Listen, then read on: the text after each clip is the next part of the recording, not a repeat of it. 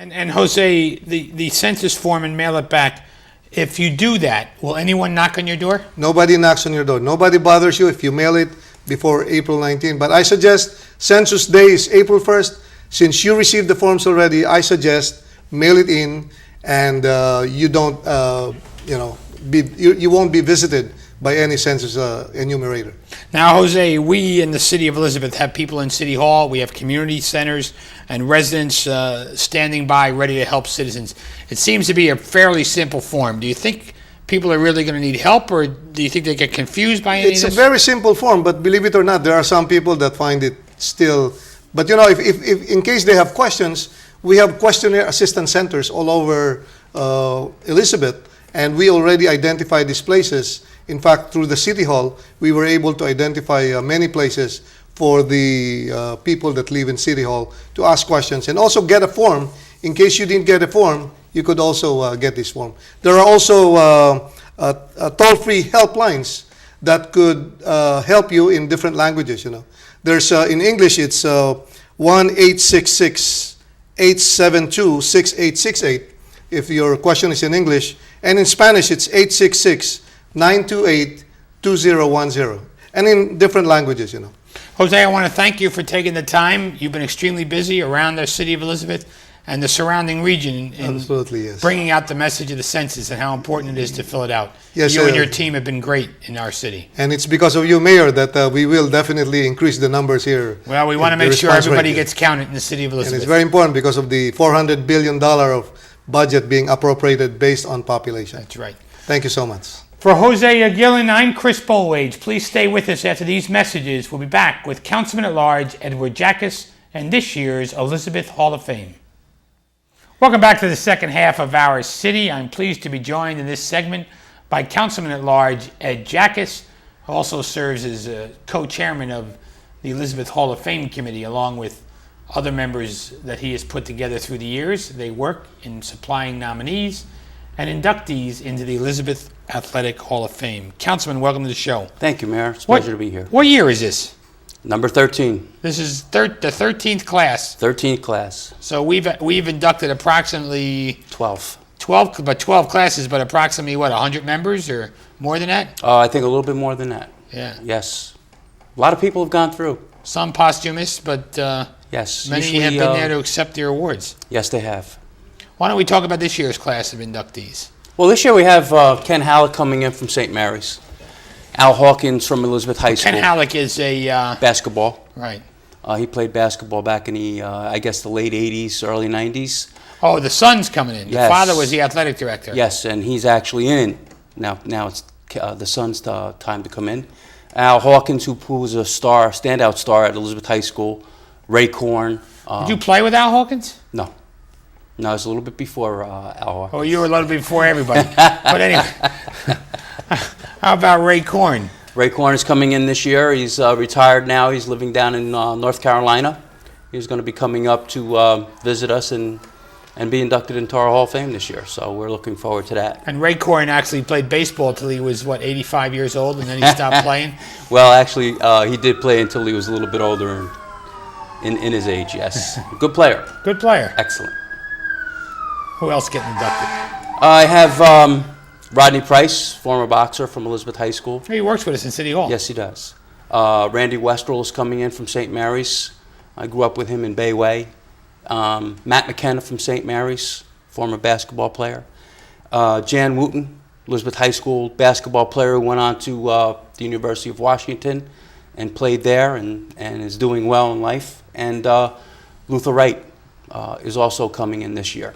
And our posthumous inductees will be Ron Brown, who played in the 60s at Thomas Jefferson High School, who's an outstanding baseball player, football player. I have Michael Burke, Ed Brzezinski, and then Victor Washington is coming in.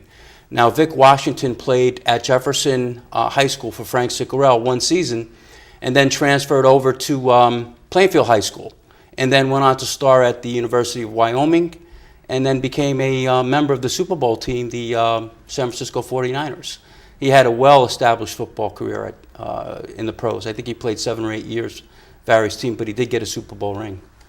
And, you know, I've been at all of these Hall of Fame dinners, and there's been a lot of things that have happened, and we all have memories. Can you talk about your favorite memory of the Hall of Fame dinner? Oh, there's actually a few. The one I can remember was actually the first class coming in, and that was John Shoemate, former Thomas Jefferson High School basketball player, and then university graduate of Notre Dame, reciting poetry during his induction speech. That was sort of impressive to have an athlete of that caliber reciting poetry. And I think the one that really stands out is the gentleman who was inducted spoke about a half hour, Gus Alusik. And Al Alusik. Yes, and half an hour. I think he spoke for an hour and 10 minutes. he spoke quite a lengthy part of time, and he talked about the shot that went over his head and hit the lights at Yankee Stadium that Mickey Mantle hit. He was the right fielder at the time, and I think he was playing for the Kansas City Athletics at that time. And he talked about that. So those are the two things that pretty much stand out for me. Yeah, and you know, some people who aren't here anymore, I mean, Frank Ciccarelli, who used to be the MC and talk about all of these things, it's good to remember a guy like that who was always there and speaking, and he kind of had a lot of firsthand knowledge. Yes, he did. Frank knew all these guys. They pretty much all played for him at either Jefferson, or he knew him from, you know, Union County Athletics and or state athletics, and he was a good guy to have around.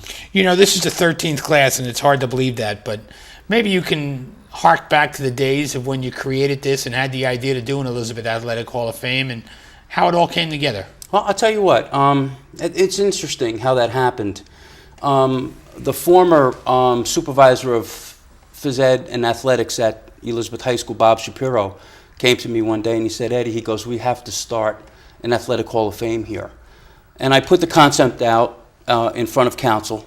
I didn't ask them for any other kind of support other than to support it with a vote and allow us to bring it through the city. I spoke with you with regards to it. You were very excited about it. We all were. And then when we got the committee together, we met for about a year before we actually had our first dinner. So we went the entire year of 1997 before we had our first induction class. And it's quite interesting, Mayor. I can't tell you how many people actually wanted to be on this committee. Judges called me, and I had already committed people to this committee, and I had to turn Superior Court judges down and a whole bunch of other people who would have been great at doing it, but I had already picked my committee. And then I got a phone call from the late Nick Soriano, and he said, I want to thank you for doing this. He said, well, I was on city council. I wanted to do this, and I just couldn't get enough support and garnish it up, and I couldn't get it through to get it started. He goes, but my hat's off to you. He said, you're doing a good job for the city of Elizabeth with regards to this, and I'm happy that you're doing it. Nick Soriano, former mayor of the city council, just passed away a year ago. Yes. And he gave a lot of years of service to our city. He certainly did, and he was really pro-athletic here. He really was. The voting committees, they still receive a lot of applications? And who are some of the members on the committee?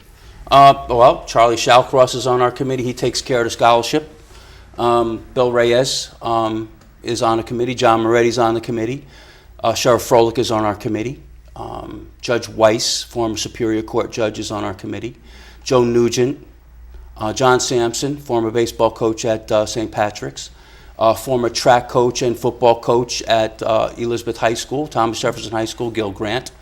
So we still have a strong nucleus of guys who come out, volunteer their time. We sit down, we go over these applications, we vote on them. Paul Odessa from the Recreation Department, I don't want to forget him. So we have Pat Perkins Augusti. We have a core group of people that get together, volunteer their time, and we get this done each year. And how long do you keep the applications for? We'll keep those applications on record usually 3 years, and we usually, at that third year, we're usually getting to that person, and that person usually is coming up for induction. So usually about 3 to 5 years.